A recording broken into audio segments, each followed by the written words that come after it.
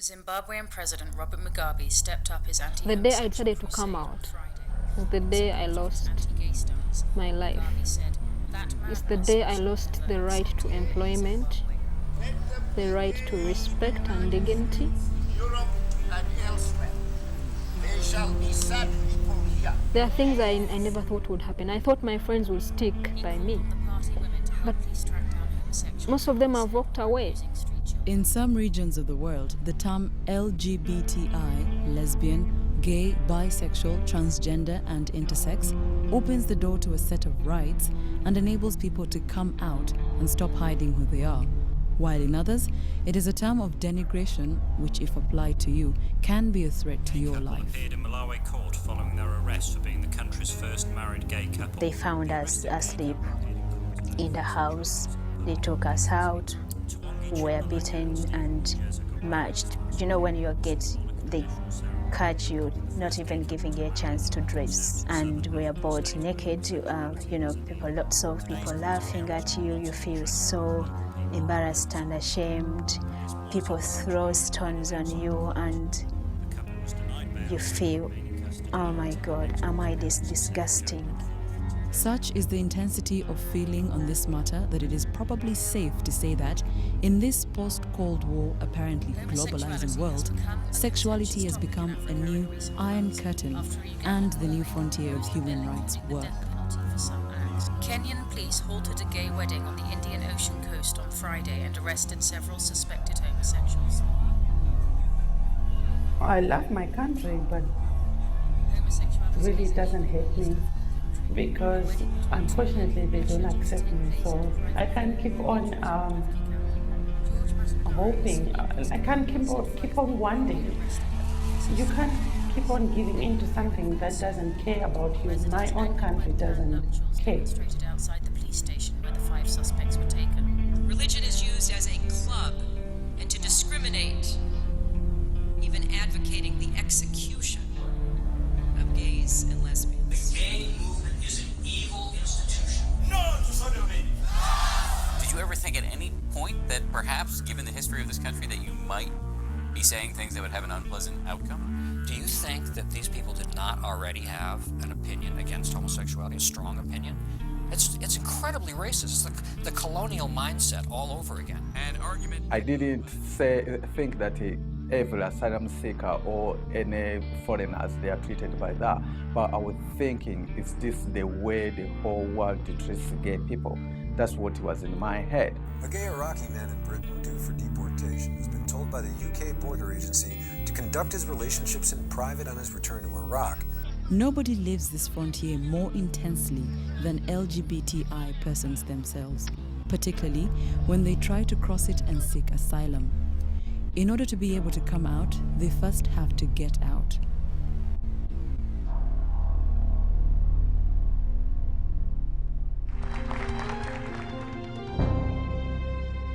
Welcome to Agenda Uganda. I am Patrick Kamara. Tonight, we look at the proposed legislation against homosexuality in Uganda.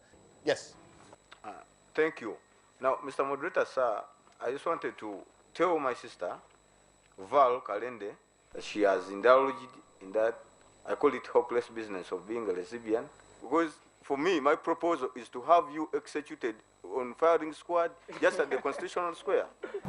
I think that's something people say out of ignorance. Then with this business of international relations, because they don't know.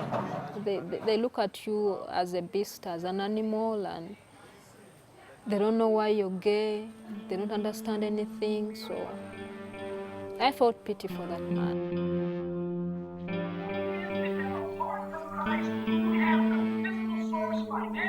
28-year-old lesbian activist Val Kalende has had to keep a low profile since her appearance on Ugandan television. In November 2009, she outed herself in a local newspaper, 1 month after Ugandan lawmakers proposed a bill that caught the notice of the international media. A law designed, they said, to protect their traditional values against the invasion of Western homosexuality. After that Daily Monitor article about me and my girlfriend, everything went upside down. I felt like locking myself up in my room for a whole month without going out.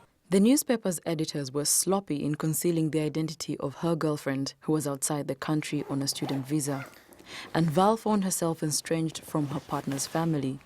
The next thing she knew, she was kicked out of her church and she had to move to a new neighborhood after an incident that occurred while walking home one night.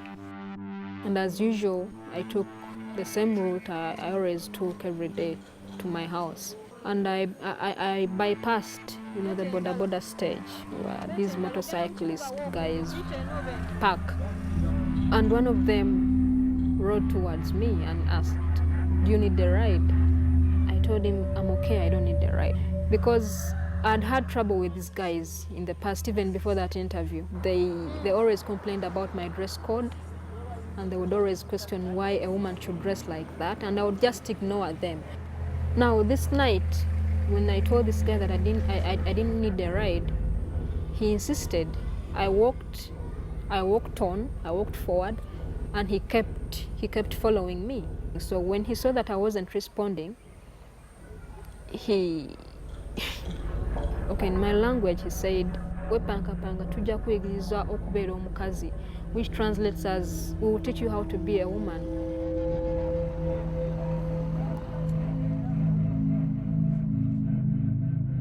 A person who, owing to a well-founded fear of being persecuted for reasons of race, religion, nationality, membership of a particular social group, or political opinion, is outside the country of his nationality and is unable or, owing to such fear, is unwilling to avail himself of the protection of that country. Abantu bagamba nti nno omuzze gw'okulya ebisiyaga gwava bweru wa ggwanga biki okikiriza nti gwava bweru wa ggwanga oba naffe wano twali tubiina. Naye nze nsuubira byava bweru kubanga ebisinga nze ndaba emisono egigenda gijja wano mu Uganda tegyaliwo. Abawala bambala bwereere biki ng'ebyo byonna byava bweru wano tebyaliwo. In many ways, the bill tabled in Uganda's parliament in October 2009 simply restated Uganda's existing penal code. We love homosexuals, but we hate homosexuality. The latter's outdated provisions on unnatural offences echo those found in the penal codes of many of the former colonies of the British Empire. We will stand firm and make a decision on this matter and make it in favor of defending the future of our children and grandchildren. It's a devil because it is not natural.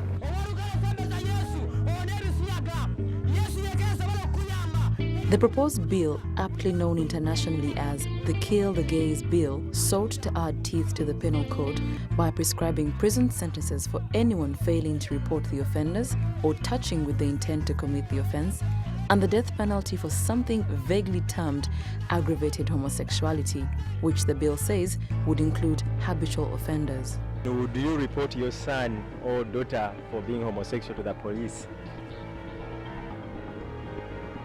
Homophobia, as we think of it here, is not informed by facts. Simply, people simply hear about homosexuality, they think of it as adult sex, and that's all. We've been covering a story this week that we've called... The bill was the latest and in many respects most radical in a wave of attempts to legalize homophobia on the continent. Rwanda was considering similar legislation in late 2009, while Burundi rushed to put legislation in place in 2008. Over 80 countries around the world already have laws against homosexuality or sodomy, and 7 countries punish it by death. There will be people that will take advantage of the situation and claim to be gay or lesbian or transgendered when they are not. In fact, the irony is that many times it is those kinds of people that immigration people will listen to and believe. Individuals who are genuinely at risk because they don't have the language, because they don't have the smoothness, tend to fall through the cracks. Val has been out since she was a teenager. She didn't give much thought to it, she says. She always considered herself the outsider. Growing up in Kampala, she had access to movies, magazines, and the internet where she could learn about gay and lesbian people from around the world. And this launched her into activism. Val's girlfriend has not felt that free. Few others in the country have either. When I talk to her now, she tells me the only way we can still be together is for me to join her. but I still don't know how I'm going to do that. Of course, the plan that I had initially was that if this bill passes and if things become really tough for us, of course we'll have to leave, go somewhere else. First of all, I don't think anyone in their right mind would choose to be an asylee, given the consequences, you know, the things you have to go through, losing your citizenship. It's really scary. And I am homosexual. Where do you go to pick up men? En la parada del Hotel Plaza, en el Prado, en la Sortija. What position do you like in bed? I like it from behind and on my knees. Walk.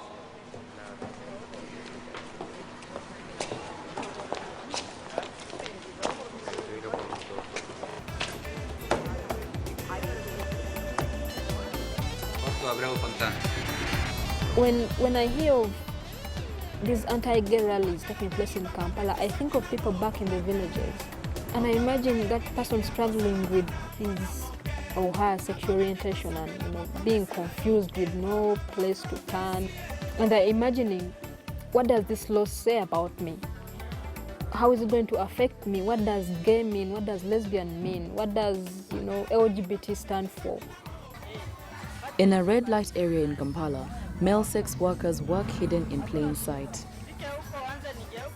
Leon, a refugee from the Congo, has been earning a living by selling himself for several years.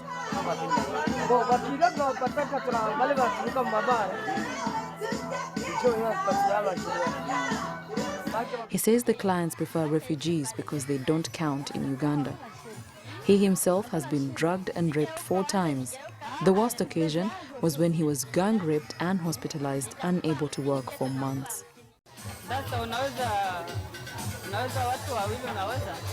Hiyo mambo hapana. Hiyo mambo hapana, mambo ya kinyama hilo. Kinyama gani? Sasa unafanya mapenzi watu wawili kwa nini?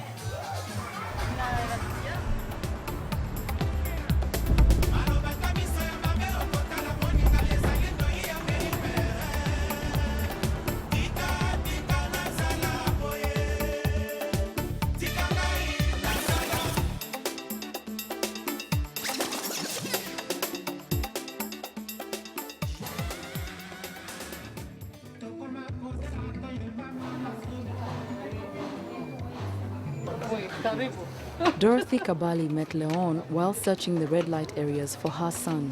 Je sais qu'il était violé, il a fait cette pratique à cause de... Il a eu la honte à la maison, c'est pour cela qu'il a quitté, mais je ne sais pas où il est pour lui. Je crois que pour moi, je vois que c'est la confiance, parce que j'étais la première de les parler à mon problème, à moi, pour mon fils, pour qu'il m'aide à chercher où je peux trouver, parce que mon fils a quitté la maison jusqu'à présent.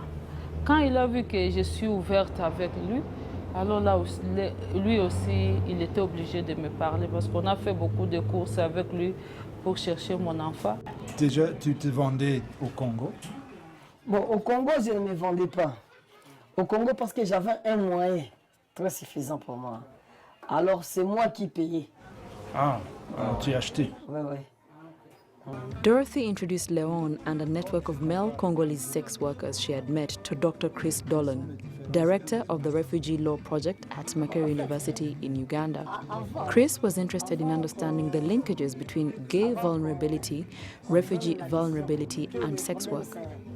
Together, they have been working with the men to understand their circumstances and how they might present their testimonies for resettlement to safer countries. So, I mean, Leon's he's a refugee from Congo.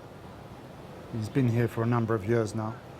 He's working, you know, he survives and supports 8 children on the basis of doing sex work with men. He left the Congo because of his sexuality was discovered, and he was chased out of Congo as a result of that. But in terms of when he got to Uganda, he has never explained to any of the officials that he had to encounter in the course of trying to become a refugee here that was the real reason why he left. I don't know of anybody who has left Congo or Burundi or Rwanda as a result of their sexuality who has given that, who has explained that when they've applied for status. All of them apply for status saying that somebody in their family was attacked because they were a member of government, or they were on such and such a side, or they had such and such a role. It's always those kind of narratives, which are often true, but may not be the real reason why the person left the country. Alors j'avais un ami burundais, Jampara. Bon, c'est celui qui m'a initié à l'école. Ouais. Il me disait non, vraiment, tu vois, ça c'est bien, ça porte des chances, beaucoup de choses. Parce qu'il me disait beaucoup de choses et moi aussi je mettais ça en pratique. Je crois qu'un jour peut-être ça viendra. Alors ça m'a rentré, et ça a évolué comme ça. So when you ask somebody how they describe themselves, or how did they first realize that they were attracted to somebody of the same sex, they'll say that somebody indoctrinated them or persuaded them that they should really try it out, with all sorts of different reasons. Like it might bring them luck, or it will bring them money. So it kind of gets linked to an idea of almost a sort of magic issue. And then when you say, well, you tried it out, but why do you still do it? Then they'll say, oh, well, I got used to it. Nobody will say, it's because this is what I really feel. I mean, if you use the term gay, then everybody in a place like the UK, they will know, okay, this is somebody who has sex with, has emotional relationships with, possibly lives with another man. Those terms are very powerful terms in terms of what they suggest to the officials who are doing those kind of interviews. Especially if it's somebody like Leon who has 2 biological children, has a wife. Okay, so the wife has left him, but he was married, he has his children, he's looking after other children. He doesn't fit the stereotype of a gay man that somebody coming from Western Europe or Australia or somewhere like that would have. And then when you ask him about his sexual identity, he gives you a very fuzzy answer because he doesn't think of himself in those terms. But he will frame it as part of his work. Alors, depuis que tu es là, tu n'as jamais parlé ton problème à quelqu'un ou à... Tu es là, tu as beaucoup de problèmes, tu fais votre travail. Bon, j'ai déjà parlé à Chris, j'ai déjà parlé à Maria. C'est tout. Ok. Et parle-nous un peu de... non, les 5 là qui t'ont dépassé, c'était des Ougandais ou c'était... Oui. So I think until you get more people coming out and actually talking about the real reasons why they left their countries, why they can't settle in their first country of asylum, the system can't change. How can it change? There's no challenge to it. So you do need to have these people who are pushing the boundaries because they're starting to articulate their own stories and their own realities. It is not the sinner, but the sin that brings us together here, the sin of homosexuality. The assumption today is that Africa is 100% homophobic, while the West is uniformly pro-gay.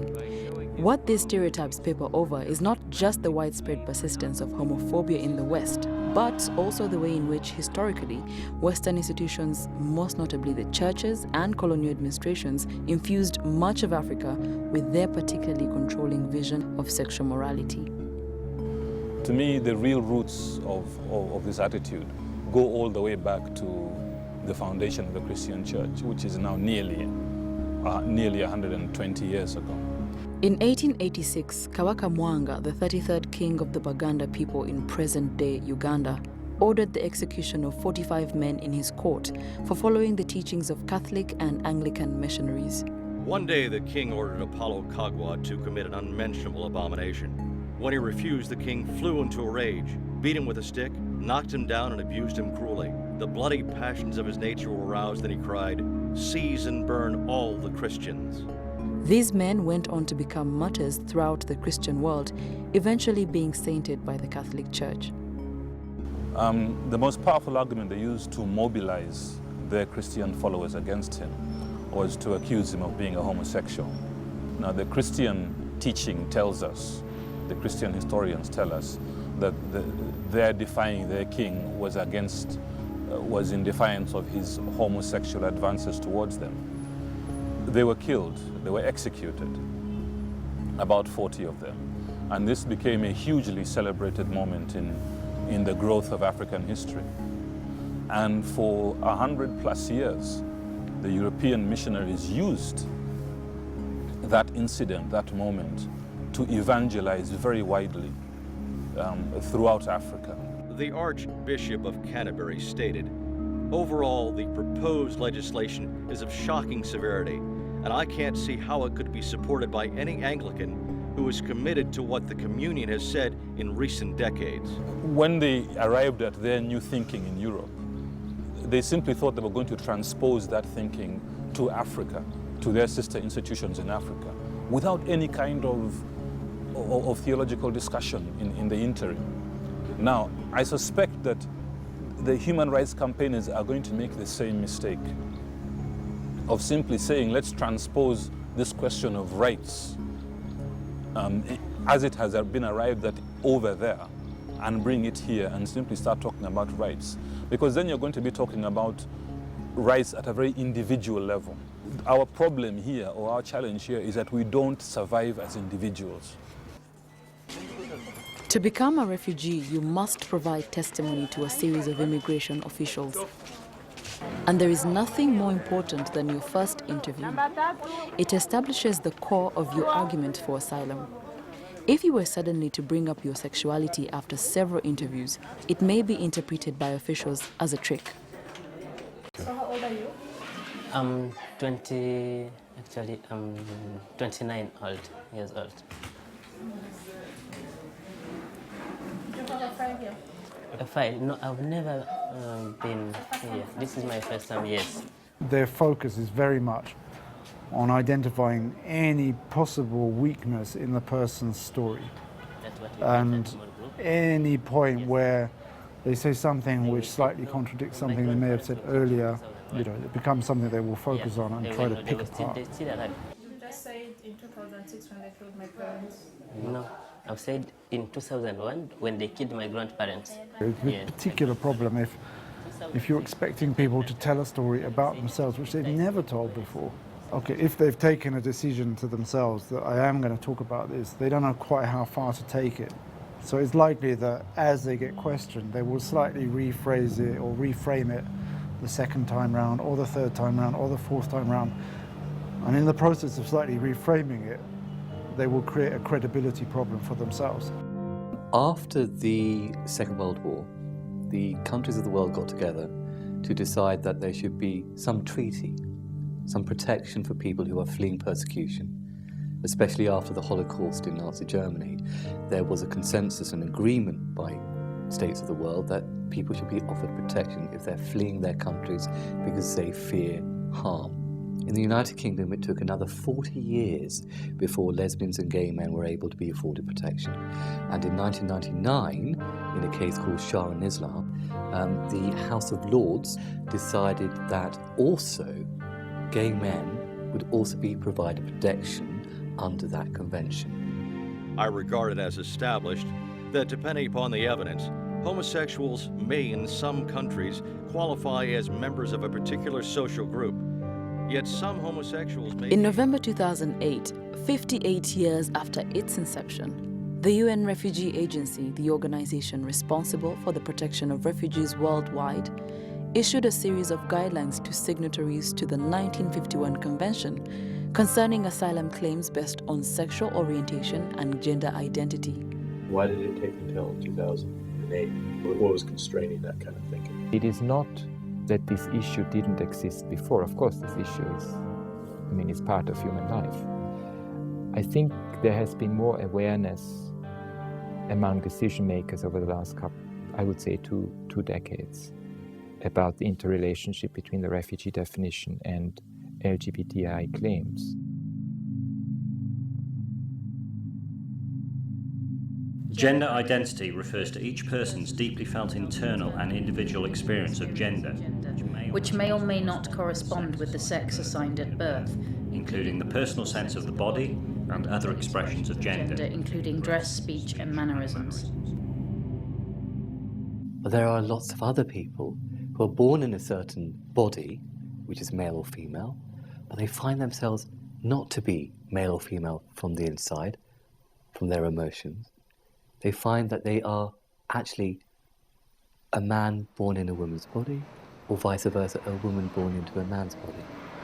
When that is recognized, there is a journey, what we call transitioning, where an individual goes through that journey to self-identify.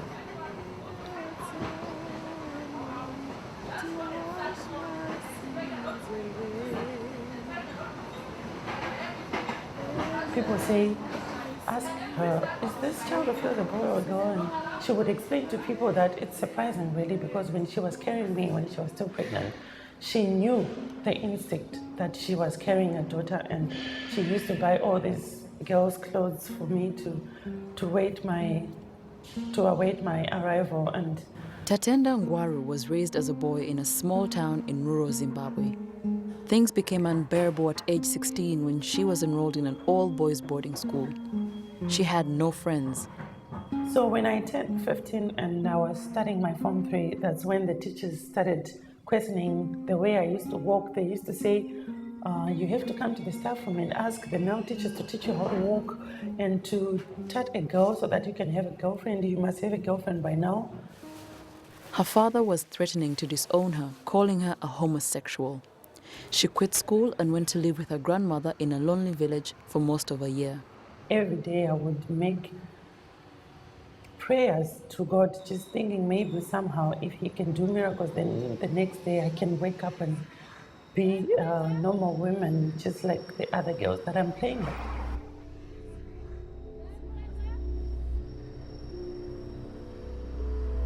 Then one day, a cousin visiting from Harare brought a Cosmo magazine by the house. Tatenda saw an advertisement for an organization serving transgender people in South Africa. She tore out the ad and kept it. So I realized there were people who were like me, and I wasn't the only one. They threw stones, wrapped a letter around the stones, and put it into a fence, throwing into a fence, and they wrote like notes saying they are going to burn down the house. The Constitutional Court has declared the Sexual Offences Act, which prohibits sexual conduct between men, unconstitutional. The judgment overturns the common law offence of sodomy, which made sex between men a criminal offence, irrespective of whether it was consensual or not. The prosecution for this conduct was equivalent to sexual offences such as rape. When I was 16, I really knew what I wanted, and I knew I was a woman, and if I'm gonna even have a relationship, it's gonna be with a boy, because I am a girl. So at 16, that's when I realized I had to find a way to get away, because these people were not going to stop, and I wasn't going to stop either. So it meant one of these two had to make a decision and leave, and that was me, obviously.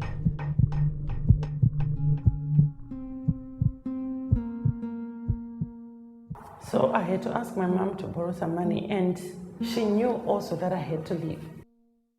Not long after the house was attacked, Tatenda, under the cover of night, got on a bus to the border. She had the old advertisement with a phone number that she had kept. She would sleep on the street, working odd jobs with other refugees until she had enough money to call that number. I was very scared, but not as scared as I could have been in Zimbabwe, because I knew it meant death. At least if I was going to die in a foreign country, I was going to die trying to be who I want to be. There are times when you just think you cannot get to the next day.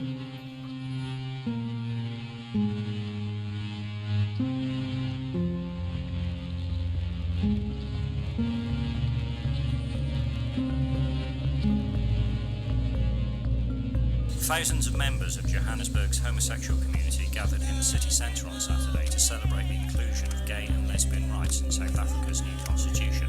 Prior to 1994, we lived in a fairly repressive, oppressive state under Christian nationalist rule, under apartheid. Homosexuality was criminalized, policed, prohibited. People were also uprooted from clubs, spaces that they may have frequented during the time. Cut your butters! Accused number 1, John Wannenberg. You are European and have let us down as a race. And for that, you are condemned by all civilized men. However, you are young, and the depraved lust of this uncivilized sodomite. The collapse of apartheid rule in South Africa created an opportunity to extend civil rights to previously repressed groups through a new constitution and a Bill of Rights. Gay and lesbian activists seized the moment and lobbied very hard for recognition in the emerging rights-based culture. In a very slow process, you saw the subsequent decriminalization of homosexuality through a number of clauses and laws, in fact, that were subsequently decriminalized. The major one being sodomy, and then post that a whole range of issues in terms of benefits to medical aid, to insurance, to adoption. And finally, I think in 2006, what has popularly come to be known as marriage. But that does not say much about shifting mindsets. And that is the huge challenge that we face, measuring and balancing constitutional protections and rights on the one hand, as opposed to people's attitudes, which is very difficult to change. According to a report by the international group Action Aid, there are reports of 10 new cases of lesbians being raped every week in Cape Town alone. Despite differences in law, an asylum seeker can feel that crossing a border doesn't really change things much. In fact, you may stick out more. Suddenly there are new problems: xenophobia, no friends or family to turn to for support, and trying to start anew with no ID or legal status, which you'd need to open a bank account, or to get a job, which you'd need to rent a room. How are these problems compounded when you don't conform to a single gender? When your very nature arouses confusion and suspicions in many you meet? I told him where I was coming from, and then I told him I had nowhere to go. I needed help, if they could help me. And that day I didn't even have anywhere to sleep. If they had said to me, come back tomorrow, I still didn't have a backup plan. The staff at Gender Dynamics immediately began searching for a shelter where Tatenda could stay. They found one nearby that served lesbian women. Her needs were great. She had no one she could ask for a favor. They took her to a gay-friendly church where she could make friends and begin forming a support network. She anyway just spent most of her days at our office. For the best part of 2009, she was really almost on a daily or anyway very regular basis at our offices, just being around, just being here and finding home. Transgender persons will often have distinct experiences of persecution. Such exposure could, for instance, be prompted where a transgender individual is asked by the authorities to produce identity documents, and his or her physical appearance does not correspond. The sex is indicated in the documents. Someone who is seeking to change or has changed his or her sex may particularly be perceived as challenging prevailing conceptions of gender roles.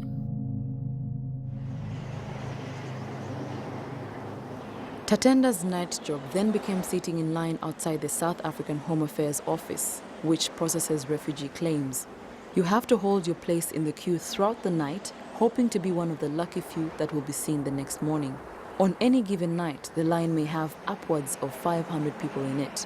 Normally on the queue they take 10 people, yeah. In the morning, officials will likely only let the first dozen asylum seekers through the gate to be screened. Tatenda spent the better part of her first year in South Africa in this line without getting to speak to any of the people inside the building. These officials spend most of their day trying to weed out the economic migrants fleeing Zimbabwe from those with genuine fears of persecution. It just makes me want to go back, and if I have to die, then just die, because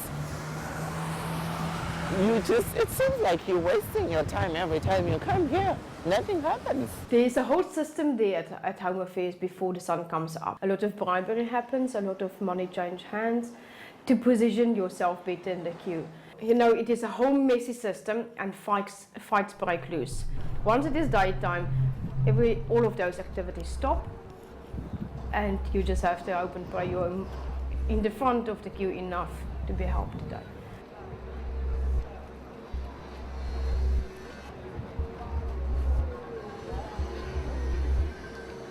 We also discovered that they have the lines or the queues are gender segregated. So women is in a certain queue and men is in a different queue. Because we were also scared that, let's say somebody from Zimbabwe who is in the queues either recognize her, know her themselves, or just on whatever method kind of like discover or found out that she's male-bodied and dressed as a female, because they will just think she's a fraudster who tried to be in the female queue for the assumption that they might help more females. Lisa Theron and others at Gender Dynamics had spent a lot of time advising Tatenda on what to say if she got in.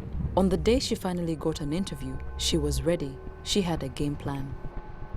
He made me a little bit uncomfortable with the way that he was looking at me.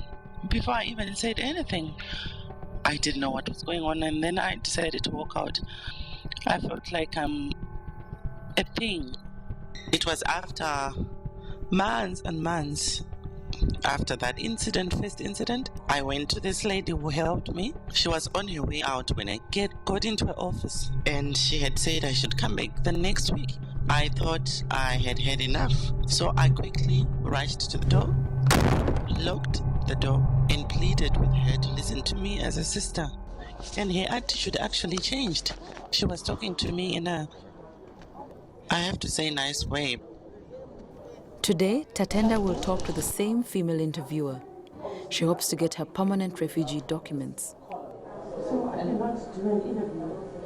You will still have to wait to get your results and update it all the time. The thing is that you must know it's a 50-50, not a guarantee.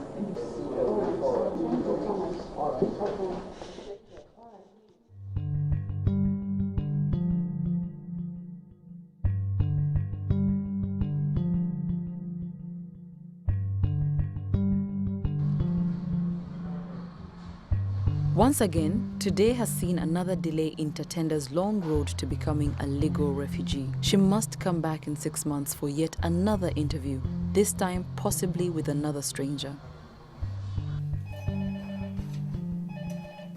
Legal Resources, good afternoon.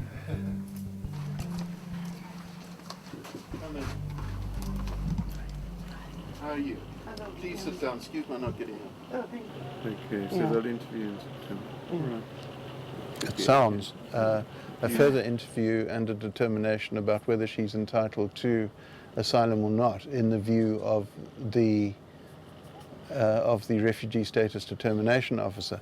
If the decision is negative, if they say Zimbabwe is an absolute haven for intergender people, then we will take it on review or appeal. My major concern at the moment is the poor quality of assessment of people's claims for asylum.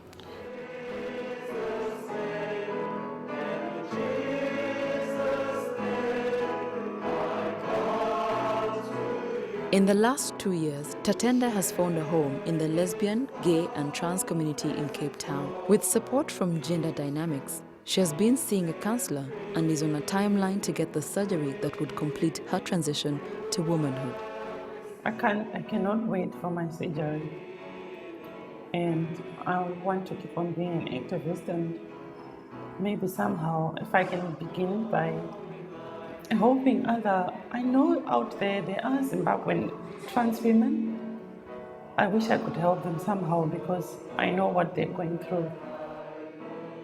Lift it up to the heavens, he blessed it, broken and gave thanks, and passed around to his disciples. But Tatenda is still an in-between here. Stuck without documents, she cannot work, move freely or begin to put down roots.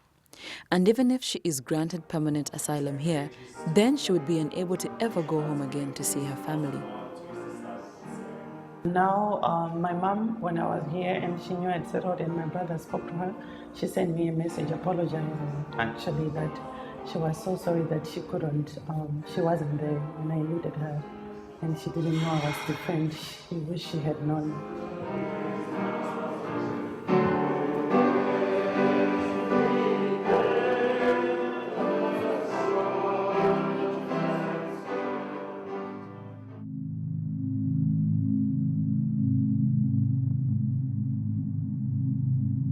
Being compelled to forsake or conceal one's sexual orientation and gender identity, where this is instigated or condoned by the state, may amount to persecution. LGBT persons who live in fear of being publicly identified will often conceal their sexual orientation as a result in order to avoid the severe consequences of such exposure, including the risk of incurring harsh criminal penalties, arbitrary house raids, dismissal from employment and societal disapproval. Such actions cannot only be considered discriminatory and as violating the right to privacy, but also as infringing the right to freedom of opinion and expression. When I arrived in the UK, it was the 17th of September. I didn't know anything about asylum. I was thinking it was like moving from one town to the other. I was thinking if you go anywhere, as long as you speak English or you speak the language, you have the qualification, you can look for the job. But then I was advised the only way you can get the national insurance number is by going to the Home Office, because I was thinking if I go there to seek the permit to work in the UK, I was going to spend there maybe, if it is the longest, is about 3 hours. But I ended up spending the whole day at the Home Office. I went there to ask for a permit to work. Then they told me, you can't just get a permit to work, you have to tell us why you left your country. And that was like a kick in the mouth, because I was thinking now, what am I going to tell them? Am I going to tell them that I left because of political or because of what? After that, then they told me to wait for somebody else to come and talk to me.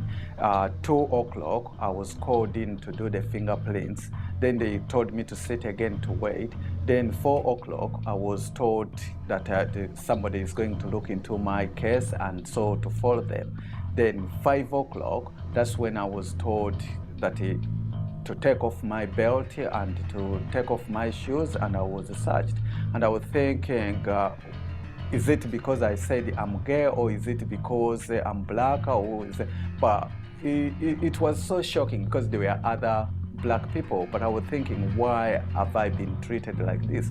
And this brought the memories back. Then 6 o'clock, I was told that someone is going to take me to Orkington. And I was thinking, I've never been to Orkington. How am I going to get there? And then they told me, no, don't worry, you are not going anywhere. Now you've been detained. John Bosco Nyombi booked a flight to the UK shortly after his name was given to Ugandan police as a frequenter of an underground gay bar. His failure to claim asylum immediately upon arrival at Heathrow Airport cost him dearly. It cast doubt on his testimony.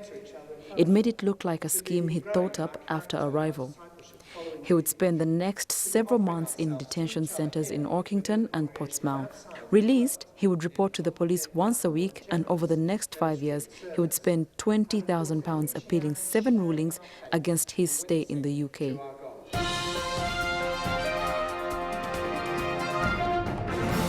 Imagine what it must be like to fear for your life because of your sexuality. Well, that's the reality for John Bosco Nyombi. Catherine Hole reports. The 31-year-old has lived and worked in Portsmouth for 7 years. But this Tuesday, during a routine visit to the police station, he was arrested and taken to a holding centre in Dover. Finally, in September 2008, the court found there wasn't substantial evidence of persecution of homosexuals in Uganda. That while old laws that criminalize homosexuality existed in the country, there was no proof that these laws were being applied. It ruled that John, if he relocated to another part of the country and was discreet about his sexuality, could live a normal life in Uganda. So they just drove off the van up to the plane, up to the steps of the plane. When we got there, that time I was crying, shaking, asking them, I was saying, please, please help me. Please don't deport me back because this is what happened. This is what happened when I was in Uganda. They just say, this is the immigration job. For us, we have to deport you back to Uganda. I said, can I talk to my solicitor? They just said, no, we don't have time for that. You are going back to Uganda. I tried to explain. The guy just shouted back saying, you are wasting taxpayers' money. We have to take you back. And even if we don't take you today, we are going to use force or escorts to remove you in the country. We don't like people like you. Then they told me to come out of the van. And I say, I'm not going anywhere until I've talked to my solicitor. They just say, you are joking. We are taking you back to Uganda. They opened the van. They grabbed my hands. They handcuffed me, then dragged me out of the van. Then they told me to walk up to the plane. I refused. I sat down. So they lifted me in the air.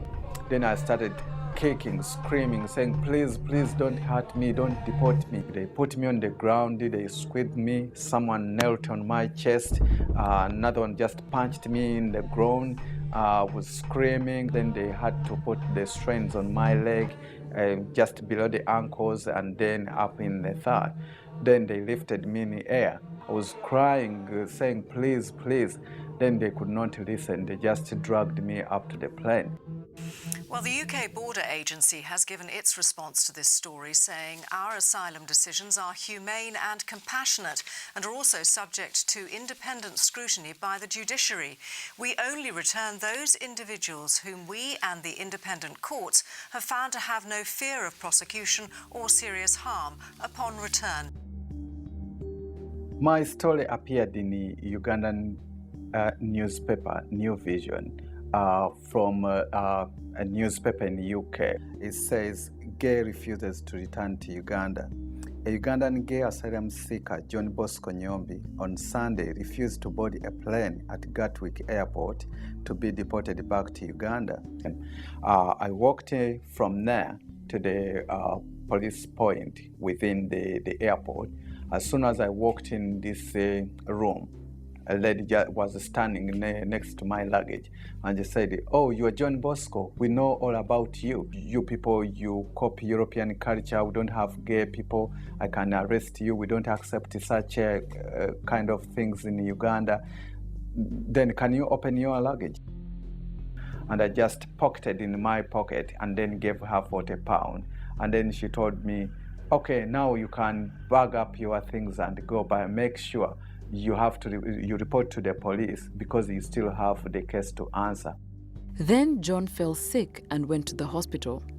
Recognizing him from the newspaper, the nurses called the police. He was imprisoned for several days amongst prisoners that also recognized him before paying a bribe for his freedom.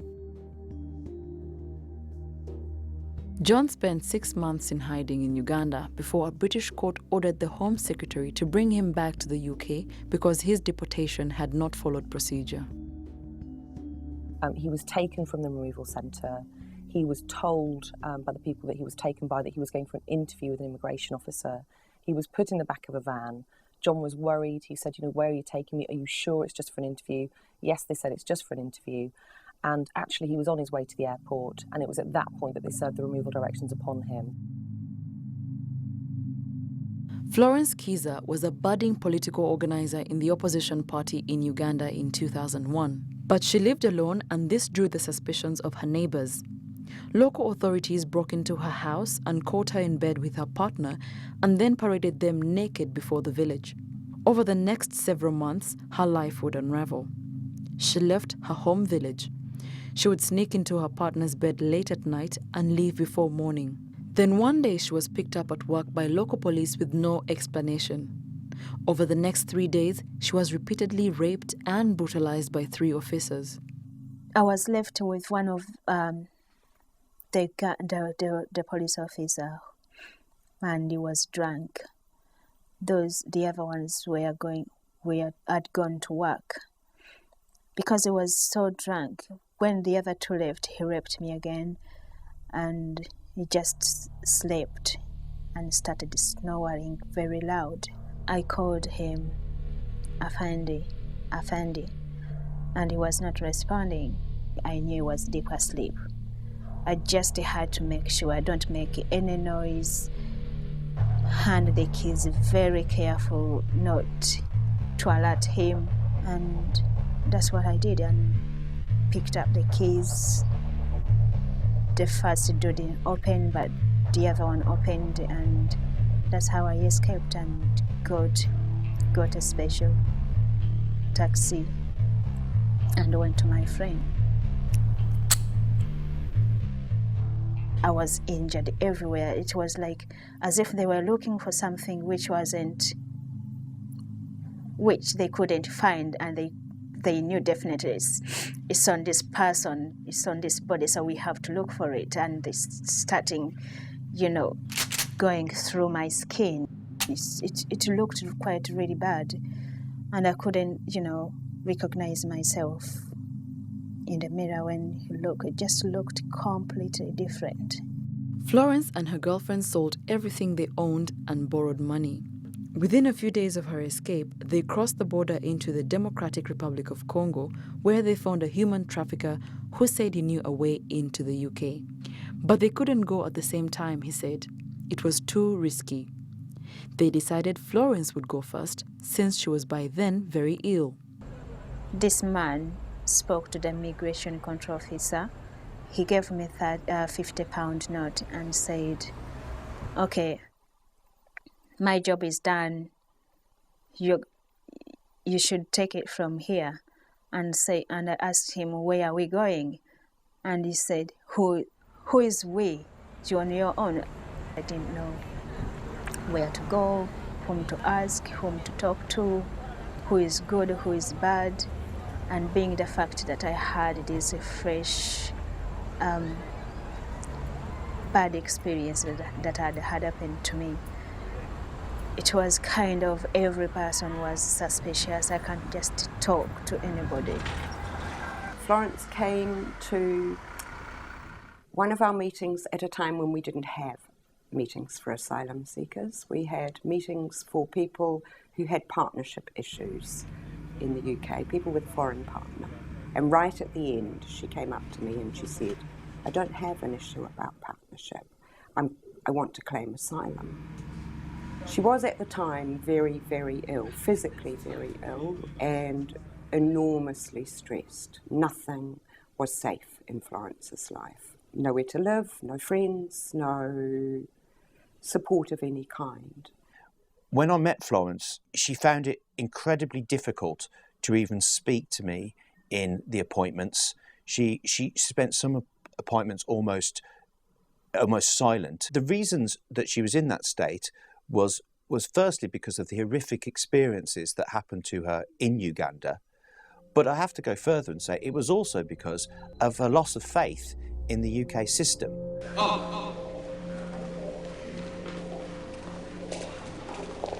When I was interviewed by the Home Office, this was in Liverpool, they were asking quite odd questions. Why are you lesbian?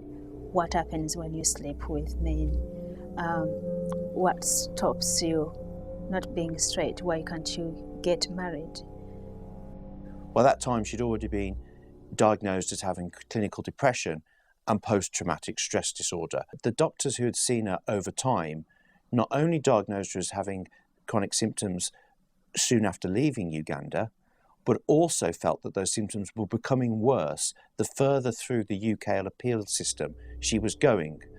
Talking about my personal life, it was quite hard before an adjudicator because being cross-examined by two different barristers, they wanted me to tell them exactly what had happened.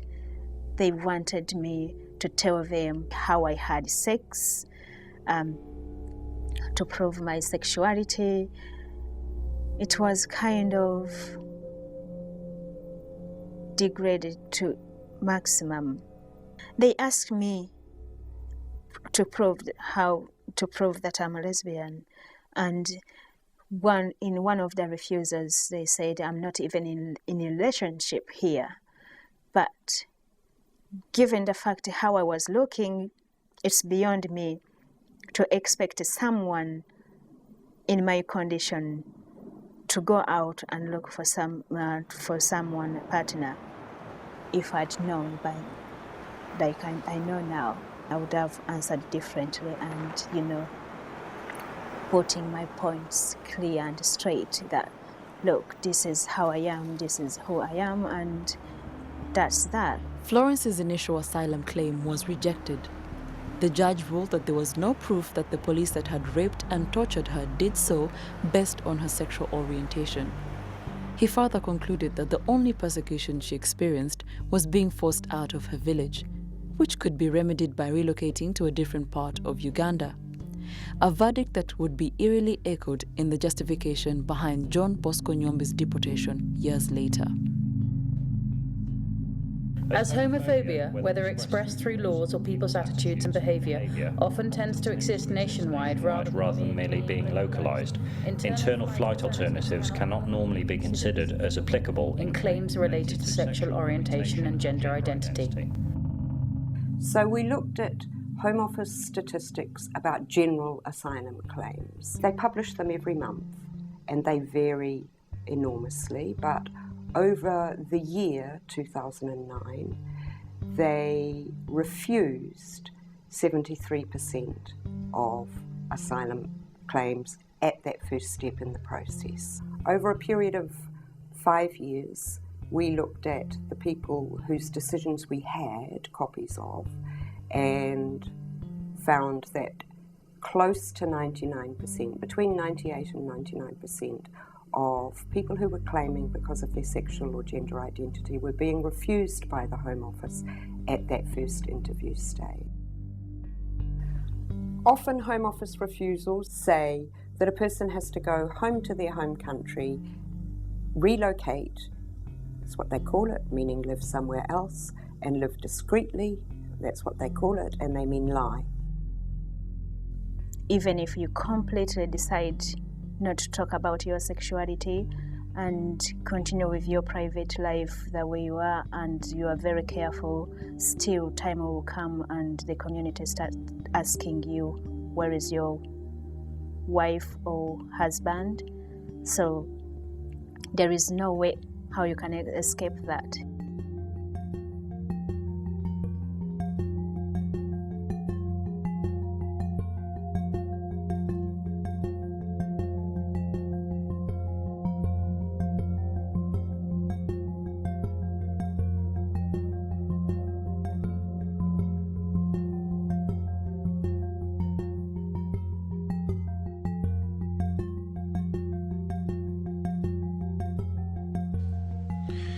The Supreme Court has held unanimously that the appeals must be allowed. To compel a homosexual person to pretend that his sexuality does not exist, or to suppress the behavior by which it manifests itself, is to deny him his fundamental right to be who he is. Homosexuals are as much entitled to freedom of association with others who are of the same sexual orientation as people who are straight. The asylum system is the most abused gateway to life in the West, and in particular to Britain, said the Conservative politician Anne Widdecombe. Other countries bound by the same convention take a more summary approach to anything except the serious refugee. Since the UN Refugee Agency published its guidelines on claims based on sexual orientation and gender identity in 2008, there has been a growing interest in a change in the way people such as Florence, John, Tatenda, and Leon are handled when they apply for asylum. But just what will it take to bring about the sea change in mindsets needed, from the immigration interviewers to the UN officers in the field or in Geneva, to the heads of international NGOs, to heads of state?